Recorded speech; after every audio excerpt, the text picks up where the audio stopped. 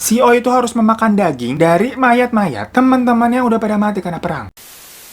Hai everything, thank you udah klik video ini dan selamat datang di Mr. Sting. Siapa kabar dunia? Sudah gila.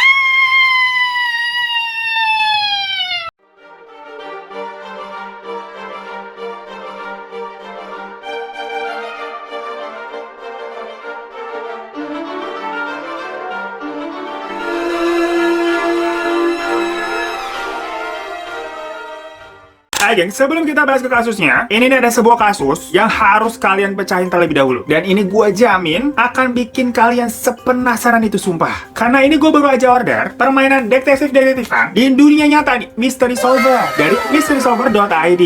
Ini tuh sekeren itu gamesnya gengs. Wah gokil sih. Sumpah kalian nih harus banget tahu kalau ternyata ada game se-challenging ini. Gue juga ampe heran tergeleng-geleng. Jadi kita dikasih satu file nih, satu berkas tentang kematian seorang ibu bernama Yati Anggraini nih. Dan ini tuh isinya lengkap banget tuh. Jadi di dalam paketnya ini tuh ada kayak berkas-berkas semua hal-hal yang harus kalian pecahkan. Di sini kayak ada rekaman barang bukti, ada CCTV-nya gitu, keren banget. Terus berbagai artikel-artikel dan berkas-berkas sama foto-foto kejadian lengkap. Di sini juga ada berapa clue-clue dan teka-teki yang harus kalian pecahkan nih, keren banget. Pokoknya kita harus menemukan siapa pembunuh Ibu Yati dan apa yang terjadi dalam kejadian ini. Ini sampai ada kayak data forensiknya, keren banget gak sih? Sampai juga ada peta kejadian di dalam rumahnya itu. Terus berbagai tersangka sama profilnya juga lengkap banget gengs, gila. Dan di sini ada QR code untuk memulai semua game ini, tapi ini gue nggak bisa ngasih lihat ke kalian ya, biar kalian main sendiri. Gokil nggak sih? Jadi kalian yang pada suka nonton Mr. Sting sih, pasti pada suka kan sama kasus-kasus pembunuhan yang penuh misteri dan berandai-andai. Cita-citanya nih kalian ingin menjadi detektif tapi kagak kesampaian. Nah ini pas banget nih, kalian bisa jadi solver dalam menangani kasus ini gengs. Dan ini juga seru banget buat dimainin bareng teman-teman, biar otak nih kagak berasap gitu, kagak ngebul sendirian mikirin siapa ini teka-teki pembunuhnya. Wah ini gokil banget sih experience yang bisa kalian dapatkan kalau main bareng teman-teman, jadi solve together gitu. Benar ini gue sesalut dan se-excited itu sama game ini karena niat gila dan detail banget.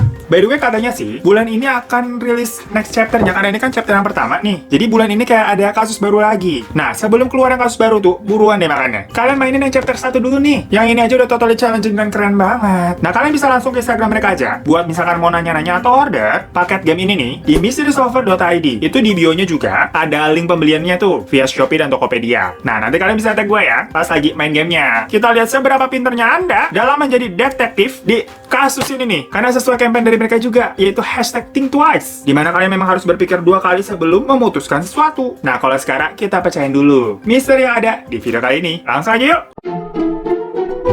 Gengs, ternyata bener ya, fitnah itu lebih kejam daripada fitness. Salah maksudnya, lebih kejam daripada pembunuhan. Ya lo jokes gue kayak bapak-bapak ya. Tapi emang bener nih. Apalagi kalau yang difitnah tuh sampai mati. Lah jadinya boro-boro nih, misalkan orang yang ngefitnah mau minta maaf. Itu dosanya udah kebal sampai akhirat. Lidah lu ntar dipotong tuh di neraka tuh. Gara-gara suka fitnah orang sih. Soalnya ini ada kasus yang cukup mengejutkan ya buat gue pribadi. Yang waktu lagi riset nih, lagi baca-baca, di awal gue kira ini cuman kayak semacam kasus serial killer pada umumnya gitu. Tapi di endingnya ternyata ada sebuah plot twist gengs yang wah kalian harus banget ngikutin cerita ini karena kasus ini tuh termasuk kasus yang legendaris di negeri Thailand dan udah lama juga sebenarnya kasusnya sebelum kita lahir tuh. Tapi baru sekitar bulan Juli kemarin 2020 ini cerita mengenai seorang pembunuh kanibal yang legendaris ini tau-tau naik lagi dan mayatnya itu baru dikubur setelah sebelumnya dibiarkan dipajang gitu aja di salah satu museum dengan maksud sebagai hukuman. Jadi lu bayangin ya, biasanya namanya mayat itu kan harus segera dikubur cepet-cepet selain biar nggak busuk dan menjadi penyakit. Ya kalau kata orang dulu nih, biar cepet-cepet tenang aja gitu hidupnya. Lah ini setelah bertahun-tahun baru Juli kemarin tuh akhirnya dikubur juga gengs. Jadi orang legendaris itu bernama si Oi. Kalau tulisannya si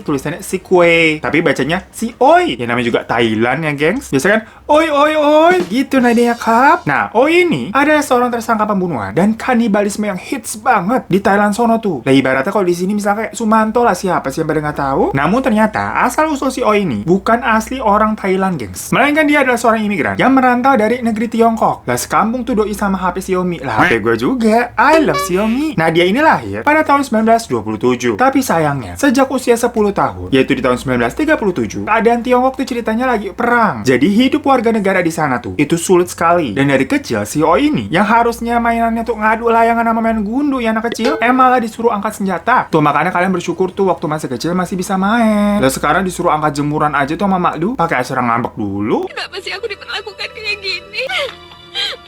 Nah pokoknya si O ini ngenes banget hidupnya. Jatuhnya dia nih anak korban perang, gengs. Nah karena dari kecil memang sudah dididik untuk perang, akhirnya mau nggak mau dia ikut bela negara nih dengan cara menjadi tentara. Sampai akhirnya perang itu berakhir di tahun 1945 dengan catatan Tiongkok itu kalah dari Amerika. Nah secara ekonomi juga pasti jatuh kan. Makanya dengan harapan memperoleh hidup yang bisa lebih baik, si O ini berimigrasi dari Tiongkok ke Thailand. Ya udah itu di Thailand dia mendapatkan pekerjaan. Akan tetapi karena memang kemampuan bahasa Thailandnya itu minim ya, bisa dibilang kagak bisa juga. Ditambah pendidikannya juga tidak tinggi, dia cuma mendapat pekerjaan yang kasar aja, yaitu menjadi tukang kebun. Ya gimana sih, namanya juga orang baru pindah dari satu negara ke negara lain, ya belum sempat belajar bahasanya gitu. Lah bahasa Cina sama bahasa Thailand kan beda jauh. Yang satu Nihoma, yang satu Sawadikap. Dan masalah akhirnya muncul 8 tahun setelah si O ini berimigrasi ke Thailand. Pada waktu itu di daerah tempat dia kerja nih, tahu-tahu banyak anak-anak yang menghilang secara misterius. Tercatat dari tahun 1954 sampai 1958 terdapat 7 anak yang hilang di wilayah Bangkok, Nakhon Pathom, dan Rayong. Ya pokoknya nama-nama daerah di situlah. Nah, dan anak-anak yang hilang ini itu rata-rata usianya dari 5 sampai 11 tahun, gengs. Karena udah banyak korban yang hilang, saat itu warga jadi gempar dan resah juga kalau takut anak-anaknya hilang juga. Dan orang yang paling dicurigai sama polisi pada saat itu adalah ya si Oi. Semuanya itu dilihat dari riwayat hidupnya, gengs. Dimana si Oi ini ternyata memang pernah makan daging manusia.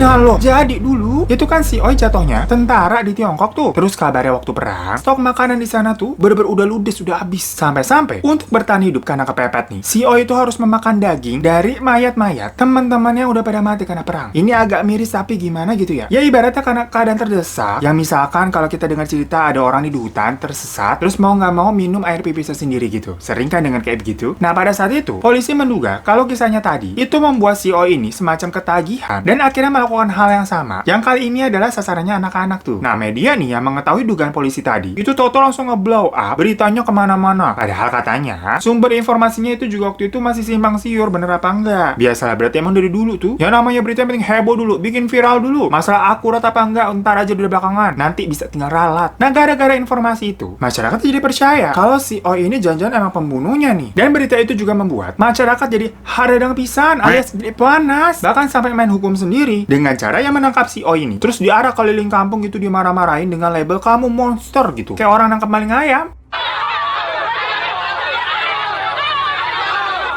Sampai akhirnya si Oi itu ya ditangkap beneran sama polisi. Tapi sebelum ditangkap, polisi ini memang mendapat laporan kalau ada satu anak laki-laki yang hilang. Yang mana anak laki-laki itu berarti jadinya korban ke-8 ya. Karena emang udah curiga nih pondasinya nih, udah mentok seujonnya ke si Oi. Akhirnya polisi langsung nyergap si Oi. Saat disergap, menurut keterangan polisi, si Oi itu diketahui sedang mencoba menghilangkan barang bukti dengan cara membakar tubuh seorang anak laki-laki itu. Tapi karena telanjur udah kepergok nih, udah ketahuan, makanya usahanya itu digagalkan. Dan kata polisinya juga, ketika ditemukan tuh jasad anak laki-laki tadi itu sudah dalam keadaan yang mengenaskan, gengs. Semua bagian tubuhnya utuh kecuali organ-organ dalamnya. Jadi polisi memang menduga kalau organ-organ itulah yang dimakan sama si Oi, kayak hati, ginjal, jeroan, yang begitu-gitu.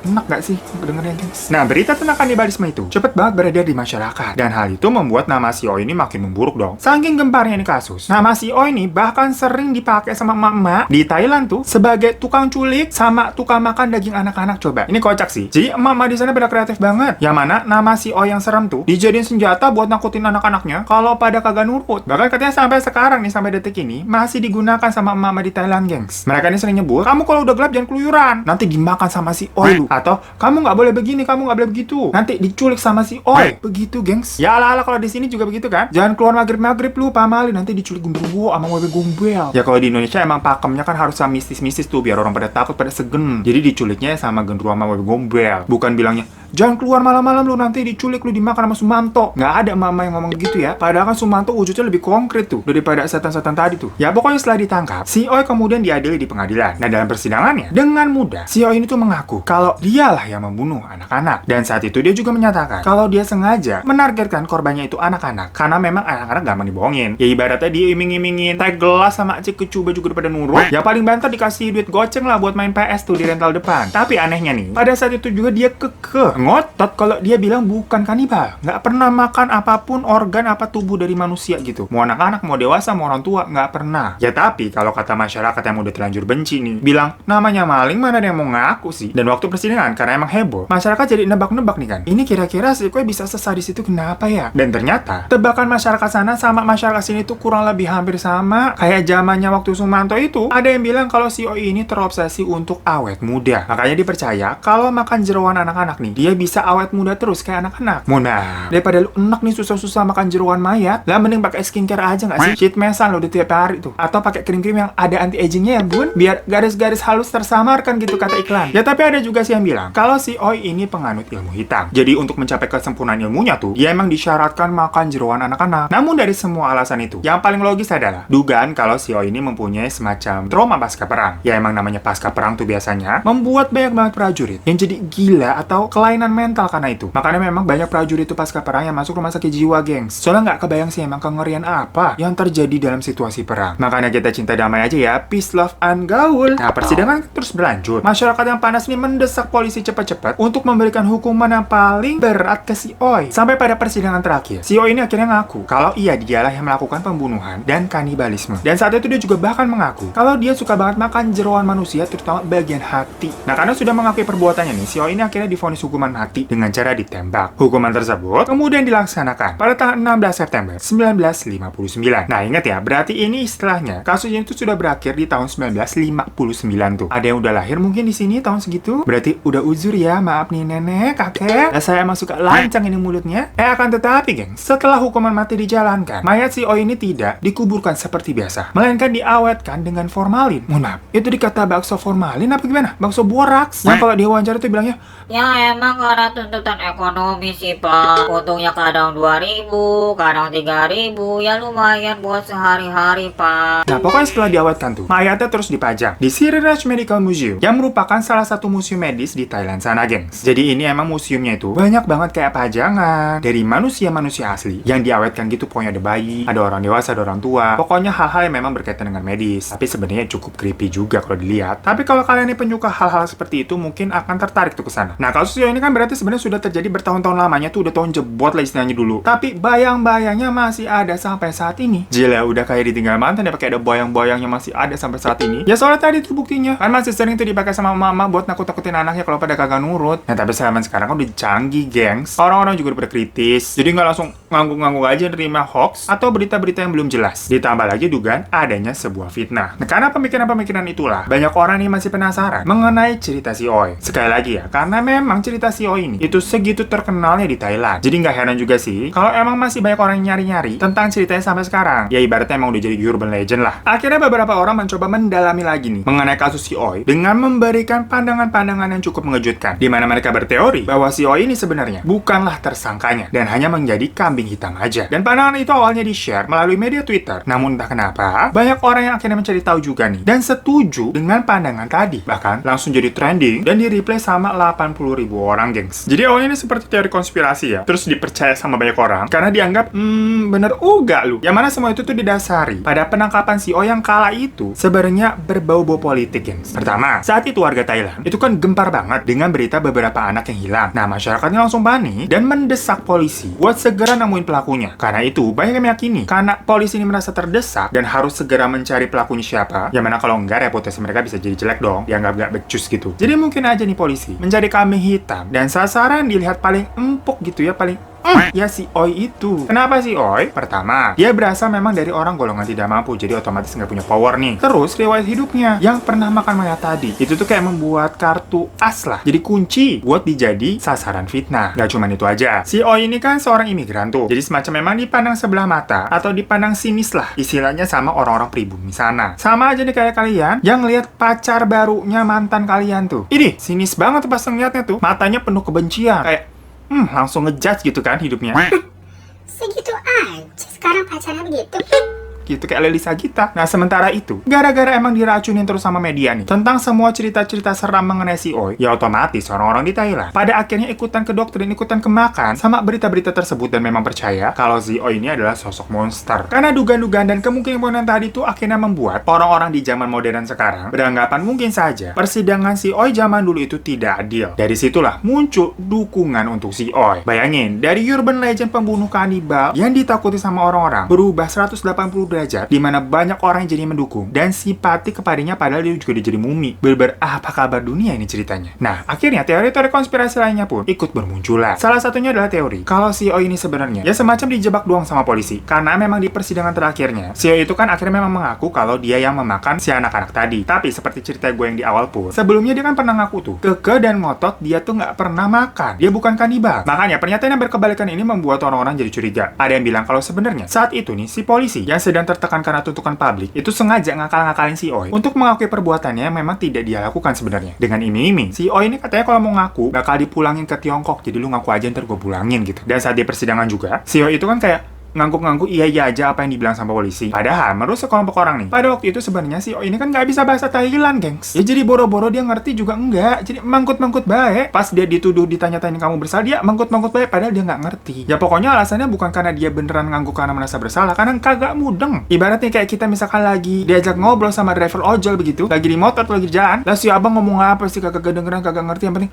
iya aja kan bisa gitu-gitu. Nah selain itu, ternyata di Facebook juga ada sebuah akun yang mengklaim kalau dirinya sudah menginvestigasi kasus si Oi ini secara mendetail. Buktinya adalah dia sampai membuat sebuah film dokumenter berisi keterangan dari orang-orang yang dahulu pernah mengenal sosok si Oi. Nah, akun Facebook itu juga mengklaim kalau sebenarnya si sosok Oi ini itu benar cuman korban fitnah aja. Soalnya, orang-orang yang diwawancarai tadi tuh semuanya bilang kalau nggak mungkin si Oi itu melakukan hal semengerikan itu karena sehari-hari perilakunya baik, gengs. Jadi menurut orang-orang memang si Oi ini orangnya polos dan pemalu. Jadi aneh aja kalau ini orang tiba-tiba bisa sejahat itu. Apalagi ada alasan yang katanya dia ini mau awet muda sampai makan jeroan anak-anak, itu kayak terlalu ngadi-ngadi. Dan ternyata menurut orang-orang itu sebenarnya menculik anak-anak adalah seseorang yang mempunyai jabatan penting gitu di Thailand, yang mana si orang itu memang mempunyai semacam fetish terhadap anak-anak dan mayat gitu. Wah, jadi gokil nih ceritanya ya. Ya tapi karena si orang ini berduit ya dan punya backingan, polisi dinilai tidak bisa menyentuh si orang ini. Ya sebenarnya namanya sudah beredar luas juga, tapi nggak bisa gue sebutkan di sini karena ya sesuai kode etik. Dan balik lagi, semua ini kan jatuhnya tetap konspirasi, masih belum bisa terbukti bener atau enggak. Daripada kita jatuhnya ikut-ikutan nyebar fitnah ya, nah kan nggak lucu ikutan dipotong di neraka ya, amit-amit, jangan ngajak-ngajak kita. Nah, meskipun cerita jadi simpang siur, akhirnya ada satu hal yang disepakati nih sama banyak orang. Itu perkara mayatnya si Oi. Walaupun si Oi ini mungkin pernah dianggap berbuat kejam, seenggaknya cukup dihukum sampai dia sudah meninggal. Setelah meninggal, janganlah dijadiin mumi ataupun dipajang gitu sampai untuk semacam nakut-nakutin orang lain. Oleh karena itu, Komnas HAM Thailand mendesak pemerintah untuk memperlakukan mayat si Oi dengan layak bagaimanapun alasannya. Nah, pandangan ini ternyata memang direspon dan didukung sama banyak masyarakat di Thailand. Dan melalui petisi online, akhirnya terkumpul 11.000 orang yang menyetujui pandangan Komnas HAM tadi. Nah, akhirnya itu dikabulkan sama pemerintah deh pokoknya. Terus harusnya juga kan mayat Oi ini dikembalikan ke keluarganya tuh. Tapi karena balik lagi si Oi ini kan berasal dari Tiongkok dan nggak pernah ada satupun keluarganya juga yang menjenguk dia atau nyariin. Udah gitu, statusnya juga itu di Thailand ternyata adalah orang tanpa kewarganegaraan. Makanya bingung juga nih kalau mau dibalikin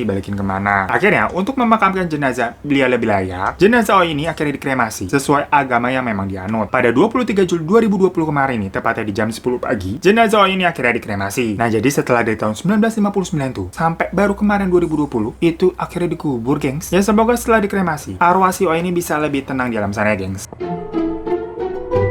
Tuh geng, plot twist banget kan kasusnya. Setelah bertahun-tahun tuh dari 1959 sampai 2020, coba 61 tahun berarti tuh baru dikubur dan didukung banyak orang dibelain kalau dia nggak salah. Ya Allah walam sih emang. Tapi kalau benar dia nggak salah dan jatuhnya difitnah doang, rasanya tuh kayak mana ya? Nggak ngerti lagi deh gue. Soalnya gue pernah ngerasain juga waktu gue selalu dibilang tukang gibah. Padahal kan gue anaknya polos banget nih, udah pakai baju putih polos. Boro-boro gue mau ngegibahin orang, gengs. Dengar orang lain gibah aja gue astagfirullahaladzim gitu. Abis itu terus nimbrung, gimana sih emangnya? Nyari tahu kan gitu kebenarannya. Abis itu gue tuh sebenarnya bukan mau gibah, cuman mau nge-review aja kelakuan orang-orang. Ya pokoknya thank you semua yang udah nonton channel ini. Jangan lupa untuk klik subscribe di bawah buat kalian yang belum. Kalau kalian subscribe, terima kasih banyak udah support. Boleh minta like-nya juga ya. Dan jangan lupa juga follow Instagram gue @herotarifan. Sampai jumpa di kasus Meshting selanjutnya. Dadah.